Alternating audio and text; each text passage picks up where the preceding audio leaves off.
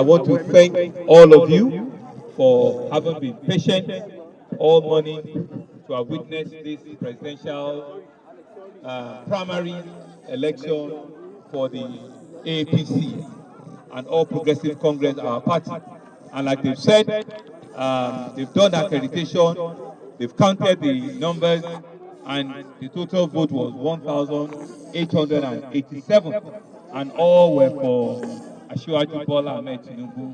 The other candidate, we said we didn't have anything, there was no representative until the person scored 0. All our INEC representatives and party officials are here. I want to thank everybody for coming out and trooping out.